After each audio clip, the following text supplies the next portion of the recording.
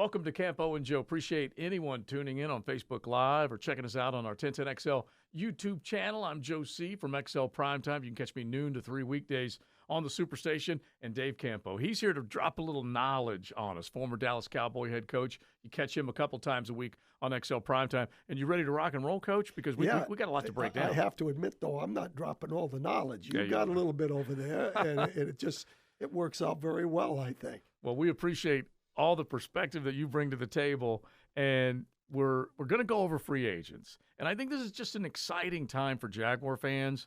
And look, we've got to admit this to start off our podcast, Coach. We went through some excitement last year. Do you feel like we have a confession every single week when we do our podcast, admitting that we were just as excited last year as we are this year? Well, I think we were as excited, but I don't think I was quite as excited about specific individuals. Yeah. You know, I just felt, okay, we're getting a bigger guy here. We're getting a guy that can run a little bit here. Here's a guy that catches the ball pretty good. Right. It wasn't really as specific as this group, and I think they did a good job on filling what they need to get going forward, and I think that's the most important thing about free agency right now. So we're going to try and go through these names. We're going to try and hit them one by one. But basically what's happened is we come on with our Campo and Joe podcast. You've got the legal tampering period where guys can agree to contracts. You can expect all this to become official midweek and go back to the core of what we're talking about here. Doug Peterson coming in. He comes out of retirement. He picks this job. They ultimately pick him. It might have taken him a little bit longer than most people thought, but they pick him. And I think he comes in with the plan. I think he probably did maybe a little self-scouting and said, what did I do right up in Philadelphia? What did I do wrong up in Philadelphia? And what's my new plan when I touch down on the ground here in Duval? And I feel like, Coach, he has asserted his power quickly in that building. Yeah, I don't think there's any question. And I think, that was one of the things that I thought was most important about, this football team at this time, rather than bringing in a rookie guy. Right. You're bringing in a guy with a little bit of background. And I really do think that there is something about you're a better head coach the second time around than you were the first time, because I'm not sure that assistant coaches really, all of them, think that they can do whatever it takes to be a head coach. But until you actually get there and do it, it's a whole different thing. All right, let me jump in on that, because you were a Dallas Cowboy head coach.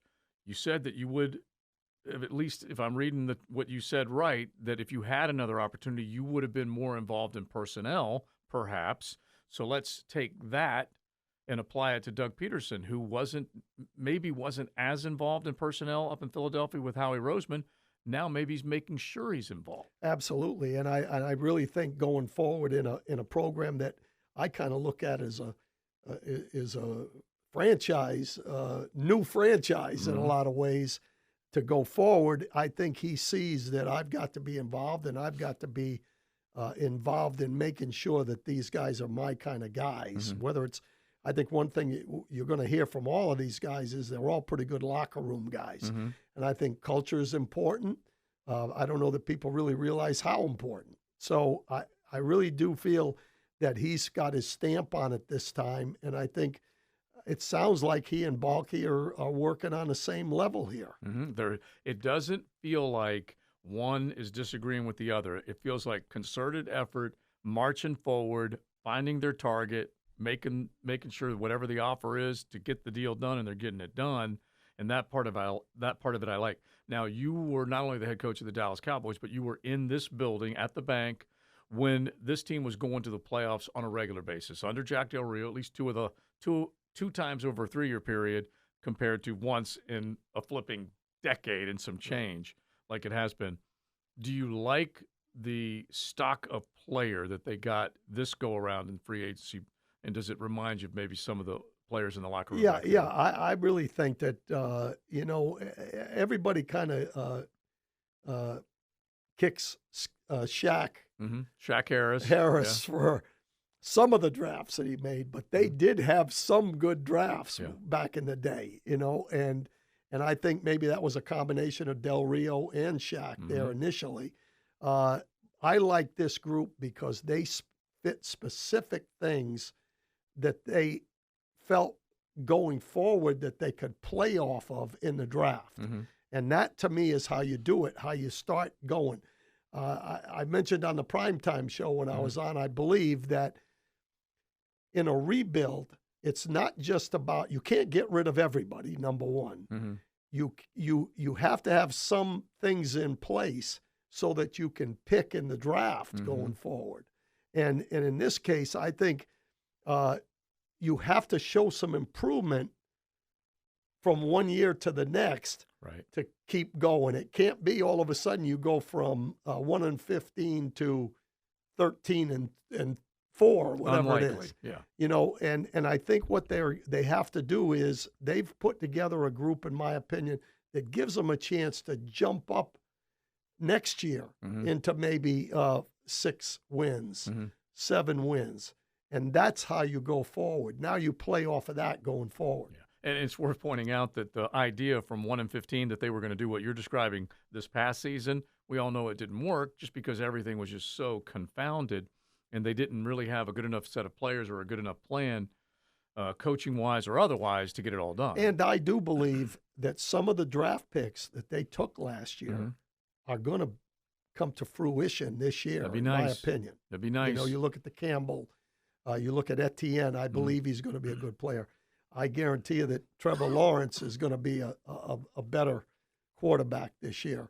Little is going to be a factor. So, you know, and there's guys still in there that have to come on, but I believe they're going to.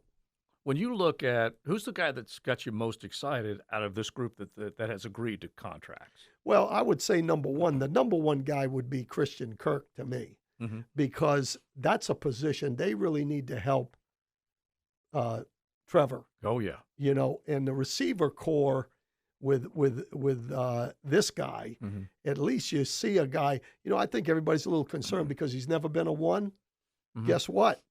If he has 77 catches for 1,100 yards, he is a number one. He's going to be a one. It goes back to Matt Hayes back, you know, on the primetime show when he makes the comment, if the guy comes in and he's Chase, do you pick him number one? Yeah. Well, if you picked him number one, everybody would kick your butt. But when he becomes Chase, he is a number one. True. And so I think that Kirk, with his ability, with the catches he's made, he's had something like 11 drops in 4 years. Yeah. He catches the ball. He takes a beating inside. He's tough, still catches the ball. His thing is going to be whether or not he can go outside or whether or not they have to take somebody in the draft to go outside. You know, but he is a separator. He's got speed, and he can catch the football. So, you know, as far as helping Trevor, he's probably the number one guy. And I think if you now see, here's what can happen. You got to get these guys to come in. You got to get this offense rolling. Doug Peterson definitely has a good idea of what he wants to do. Press Taylor has a good idea of what he wants to do. But the bottom line is sustained drives. We were talking earlier before we started our podcast, the number of drives that they didn't move the chains. You're never going to get any flow or feel for what Trevor can do if you're not moving the chains. They would go into the locker room at the half with less than 20 offensive plays run. Think about that. In a National Football League game, 30 minutes of football, and they had run less than 20 offensive plays because they couldn't convert third downs. So now let's throw in Zay Jones, Christian Kirk, and Evan Ingram. Now this is a combination where you got a big move tight end that can make plays for you. He's pretty fast.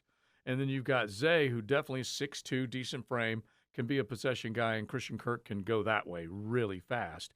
Now you've got 3 different levels of passing possibility. Well, I think the other guy, Ingram, presents a problem for people inside as well as Christian Kirk. Okay. So now you're just giving yourself more weapons. Jones was our receiver, the only one that, in my opinion, that you could say was halfway decent last year. Consistent. Well, he's number 3 or 4 now. Yeah. And that, to me, is big. Now you've got some weapons. You've got some guys that can separate. Ingram, you know, ran a 4-something at the combine. 4.4 for a big tight end. The guy can run, and you know, and he can catch the football. So, you know, they do have some weapons there. The receiver core is, I don't know if they're going to be great, but they're a heck of a lot better, in my opinion, than they were prior to this picking these guys. Now let's get to Brandon Scherf, interior guard. He's a guy that they're going to try and take a look. They've made the decision. We haven't talked on our podcast since they put the tag on Cam Robinson. So if you want to start there, you can. But they now have said goodbye to A.J. Cann, said goodbye to Andrew Norwell, as far as we know. Brandon Scherf, I think the potential is for him to play right guard. That's where he's played before. You might have a different opinion of that. But they now have 2 good pieces, maybe 3 good pieces that they're counting on. And Walker Little and Jawan Taylor can battle out for that right tackle spot. What did you think of that piece of news? Well, I think that's a big pick. Again, first of all, the one thing you don't know, does age catch up with you? Sure. But the guy is a legitimate Pro Bowl type player. Mm-hmm. Okay, so he automatically becomes the best offensive lineman if he plays as well, even if he did last year. Mm-hmm. So I think that's a tremendous addition right there. It solidifies, the line in some respects. I think Cam Robinson is going to be okay. I think he was okay last year. Mm-hmm. I think he even could play a little bit better because he's on the second year of a contract year. Yeah. So, he's got a chance to still get himself a big contract by having a good year. And I think Walker Little, in my opinion, comes in and is, to me, athletically, is better than the guys that he's going to compete with, and Jawan Taylor, no question about it. And then when you look at Shatley, I don't think Linder's going to be here, to be honest with you. I think they're going to move him, and I think Shatley going in at center is not a big drop-off. So I think they've solidified the offensive line a great deal. And Brandon Linder, if they say goodbye, they don't really get hit with a dead cap figure. Correct. And it gives them some more money to go get somebody else. Yeah. We don't know if this is through. Mm-hmm. Running back position, there might be a free agent running back out there. Mm-hmm. There's going to be there may be other moves going forward. All right, so let's hit a couple of things that are real important and stay on that theme that you just threw out there. Are they done? Well, they made a huge splash in about 24 hours. It was really exciting for Jaguar fans out there to find out that they were going out receiver, tight end, interior lineman at a Pro Bowl level. They go and they get a tackle machine from Atlanta. They get an interior guy from the New York Football Jets. And so they are very active. We'll get back to those defensive guys. But where do you think there's still some deficiencies? Because you pointed out the run game. That's still a little bit of a concern with 2 injured guys. Yeah. And to me, that the running back position would be one if there is somebody out there, which I'm not sure there is at this point. Right. But it would be a backup type situation because financially, moving Jack out, and if Linder goes out, and if they do something with Laviska Shenault, which is a possibility, they could create enough money to go get a second-tier guy as another running back, and I think that's a position that they might look at. Yeah, letting go of Carlos Hyde, there wasn't really a whole lot there anyway, and I wouldn't mind seeing a nice quick guy or a big guy that can run between the tackles. Right. We're not completely sure about what Etienne's going to be when he is fully healthy. Right. We're excited about what we could be getting from him, and I like the idea of maybe just getting Doug Peterson's offense matched up with some of the guys that could do a variety of things here. James Robinson's proven that he can catch the ball out of the backfield. Yes. He's not a one-trick pony. Yes. But you want to see both guys with significant foot injuries, an Achilles and a Liz Frank, coming back healthy. Well, you did, and you also know that Etienne, if he's healthy, he's made himself into a good receiver as well. Right. So not only is he a running back, he's a guy that can do a lot. You can do a lot of things with. Right. So, to me, that's a position that I would look at. If they don't do something there, they probably have to take one in the draft somewhere along the line. Yeah, and we're going to have fun taking a look at what happens with that number 1 overall pick, the fact that they tagged Cam, the fact that they didn't go pass rusher, at least they haven't gone pass rusher in the free agent market. And there's some decent guys that are still sitting out there. That may mean they're going to go Aiden Hutchinson. But let's get to the defensive side. Foye Olakun, the linebacker from Atlanta. Let's start with him before we get to the big interior defensive lineman from New York. First off, Frank Frangi's going to have to learn how to call both of these guys' names on the play-by-play because Yeah. that's not going to be easy. Yeah, well, they actually have tough first names. Yeah. The second name, I think they'll be able to get in all right. Yeah. It's the first name, and they go by Foy and Yeah. Foley. And That's what you're going to have to go with. we had Wes Durham on, the play-by-play guy from the Atlanta Falcons, and he said Foye. So that's what we're going to go with. Yeah, And then Olakun, 192 tackles, Coach, last year. unbelievable. You're a defensive guy. What did that say to you? Well, he reminds me of the guys we had back during the Super Bowl years with the Cowboys. Mhm. Guys that could really fly. Darren Smith from the University of Miami. Yeah. He could run like the wind. Dat Wynn could run. Mm-hmm. Guys like that. Those were the kind of guys I like at linebacker. This is one of the better young players with a great upside in the league, in my opinion. Mhm. I don't know how they let him out of there. I think they let him out because of cap casualty. Yeah. Period. I would think so. He is a balling runner, thumper, and great instinct, smart, Yale graduate. Yeah. And really good instincts and smart. So he's a big addition, in my opinion. He will play the weak side inside linebacker if they go 4-3, if they go 3-4, Mhm. and he'll be a weak side outside linebacker if they go 4-4-2, whatever, Mhm. the same position basically. Right. And he'll be covered up, Mhm. and he could run to the football. Yeah, There's no question. I watched 2 games on him. Mhm. I would sign him in a gnat's eyelash. It's real important to point out, and you can go into this a little bit more, but Coach Campo, when he says he'll be covered up, that means he's got a guy in front of him that will take on a blocker, which allows him to run free. So, Right. And the key there is just knowing your fits.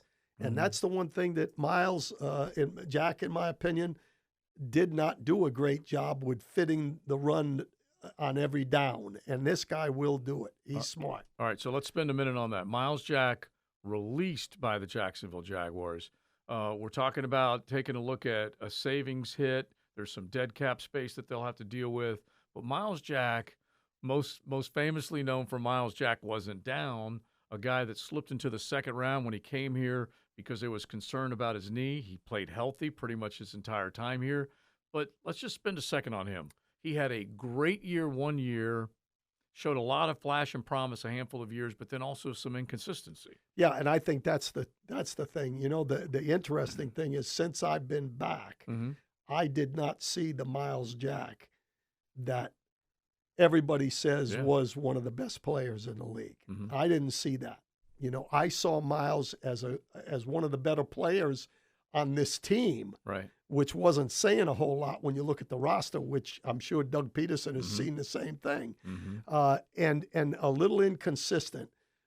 I'm not dinging him because he will sign with somebody and Mhm. he'll be a decent player. Right. But I didn't see the guy that everybody is going to miss. Mm-hmm. And so to me, Alakun Mhm. is a better Myles Jack, and he's young and he's on the way up. Mm-hmm. That's the direction he's going. And you're a past head coach, a past defensive coordinator. Most of the time, you've been a coordinator drawing up defenses. So, what was Mike Caldwell thinking when he punched in that tape and said, "I don't know about this guy, but I need to go get that guy"? Well, that's the one thing, and I know, of course, I don't know Caldwell personally, Mhm. but I know, him going through Tampa Bay. Yeah, Todd Bowles. Yeah. Todd Bowles, he worked with me Mhm. in Cleveland. I know Todd very well. He is the type of a linebacker that he likes to play with, a guy Mhm. that can blitz, that can, run to the sideline, Right. and he fits what he's looking for, and is a big upside on him. And I Mhm. think when you look at who they brought in, they're all guys other than Scherf. Mm-hmm. They're all guys on the come. They're Yeah. under 27 years old. They're guys that can still be on the rise. Mhm. And that's what I think Caldwell liked about this guy, Yeah. because he's a playmaker. He's a There's guy no that doubt. can run things down. You have 192 tackles, and 102 of them were solos. Yeah. It's just and, That's mind-boggling to me. and they're already drawing comparisons, which I like. Mike Caldwell with Devin White down in Tampa. Exactly. That type of guy coming Exactly. here. Exactly. No question. All right, so we say goodbye to Myles Jack. We find out what Olakun can do in front of him, talking about getting guys to cover up so they can make plays. You got Folorunso Fatakasi. What are you going to go with, Coach? What are you going to go with? Foley.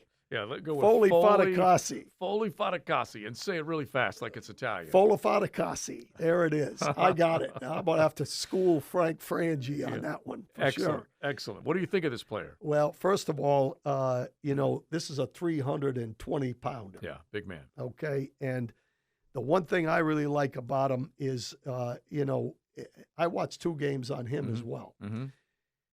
He takes offensive guards and puts them in a quarterback's lap.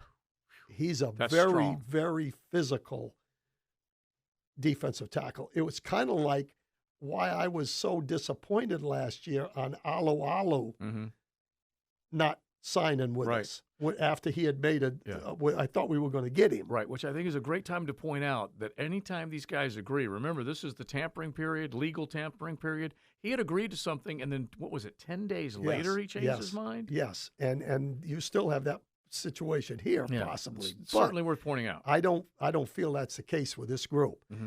But Fatakasi, what with him added, I go back to Henderson and Stroud back in the day when I was here in Jacksonville. Oh, my. Though when they got some beef in there now, Brown, Hamilton. I'm still high on Tufele. I think he's still going to be okay in there.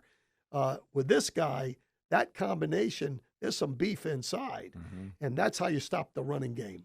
Those 2 guys are more important than anybody else on the defense stopping the run. Right. Because that's what determines whether or not those offensive linemen get to double team or not. If they can single block along the way, they can run the football. If they have to double team all the time, that gives those running linebackers a chance to go get it. And I think he brings something to the table. The other thing that I like about him is, and the same thing I liked about Alu, is he's a warrior. This guy loves to play the game, and he is a warrior. He goes 100 miles an hour every single play, and for a guy 320 pounds that can do that, that's a big advantage. Yeah, I always have the thought, rare is rare. You don't find too many of X, whatever it is, and if he does deliver like that, then that'll go to what Big Baby was, Marcus Stroud, back in the day. Exactly. Where he just overpowered people, and play after play after play, he made significant impact. And I'm going to marry this up again with what you said earlier. When you guys first started putting together that roster in Dallas, you looked for smart, overachievers, guys that could deliver in the classroom and on the football field and in the locker room as far as leading. Russell Maryland. Russell Maryland. Smart guy. Smart. He was 380 pounds when he came out of high school. At 6'1.5". That's more than me and you He had a butt the size of this table that we're sitting at right here. Came in at, got pared down at Miami, down to 320, and he was a warrior. Taken with the first pick. Yeah. Nobody else would have taken him with the first pick. Right. But he was a keystone of our football team on defense. And so when I look at a guy like that, that's what I want to see in a guy like this guy. And in your estimation, there aren't enough of those. I like to call them savages, dogs. Oh, yeah. However, there aren't enough of them in that locker room. Right, and I think that's what that guy has to be. He's got to be one of those guys that say, go ahead and double team me. Yeah. I'm going to kick your butt. Right. That's the kind of guy you want, and I'm going to be going full speed. And if you get tired in the fourth quarter, I'm not going to be tired. Yeah. And you're going to have a serious problem. And that's the kind of guy he is. Now, again, nobody knows him like some of the guys because he's not a big pass rusher. Right. But he is a pass rusher because he walks guys back into the quarterback. So to me, he doesn't have a lot of sacks, but pressure-wise, he's going to be a factor. All right, so we've got right now the makings of shoring up the interior part of the defensive line, adding that linebacker. We're not quite sure what's going to happen with this linebacker position, Coach. Right. Because we're going to start taking a look, I would think, next week and going forward as maybe starters, spots that could be in jeopardy and all of that. But that linebacking core looks a little thin right now. It is thin, and that's when you say, we were talking about running back earlier.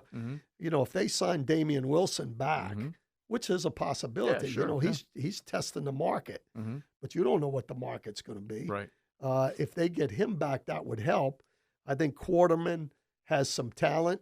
I don't know how well Quarterman runs. I haven't seen enough of him to really see, whether he can go sideline to sideline. I think Damian Wilson was a pretty good runner for a big inside Mike linebacker. And the Mike position, Olakun is not going to play. I like hearing that. So he'll be on the outside. He's an edge. When I say edge, he's a weak side guy. Yeah. But I'm hoping that Quarterman makes some progress. He's another guy. You don't know what he's going to be coming up the next year, because he did have a little dog in him at the University of Miami. So it'll be interesting to see. But that's something they might go out and get a guy at the linebacker position that in free agency. But if they don't, they're probably going to have to take one in the draft fairly high. All right, so here we are. As we wrap this one up, we're mid-March. You got any Irish in you? St. Patty's Day? Well, I like St. Patrick's Day. Me too. I don't have any Irish in me, but I like it anyway. We're all Irish. I like green. That's a good color. This week. But after we get past St. Patrick's. I don't like Notre Dame, though. Yeah. I'm a Miami guy. I do not like Notre Dame. That's the only Irish that you're against. That's right. But as we get past St. Patrick's Day, then we're going to have a countdown, basically a little over a month before we get to the draft. So this is what we were waiting for, Coach. A little bit of a true picture on where this team was going to go, what they were capable of in terms of signing guys, and now we're going to get a good feel for it. Yeah, I think I'll have, as this, when this free agency finishes, I think now you can look at the draft and say, you can make a logical guess, because it is a guess, as to what direction they're going to go, and to me, that's when you can really start looking at the draft, because right now it's a crapshoot. Yeah. All you're really looking at is this guy's ranked number 5, this guy's ranked number 25. You really don't. It's going to be a combination of where they rank and what their need is at that point. A week ago, I didn't think they were going to tag Cam Robinson, and I was convinced if that didn't happen, then Evan Neal was going to be the number 1 pick. Just throw all that right out the window, because that's not the case. Now we can deal in the real, like you're saying. So. Yeah, and to me, again, we'll talk about that later. I think it points towards a pass rusher. Yeah. Because number one, the only thing that would sway me a little bit there is the fact that there are some pretty good pass rushers in the draft going down the line. But I'm looking at a receiver at that number 1 pick. The number 2 pick. Okay. However they do it, the 33rd or wherever they go from there. Yeah. So I think it leans towards Hutchinson, but there's a lot of time between now and when you're going to make that pick. I think you will have a better feel. Yep, George Pickens could be a popular one, that's for sure, at 33. All right, Coach, enjoyed it. As always, we appreciate everybody for tuning in on Facebook Live. Don't forget YouTube channel, 1010XL, or wherever you listen to us instead of watch these ugly mugs. You can just download it at 1010XL.com. Thanks, Coach. We always appreciate it. My pleasure. Enjoy it. We'll talk to you next week.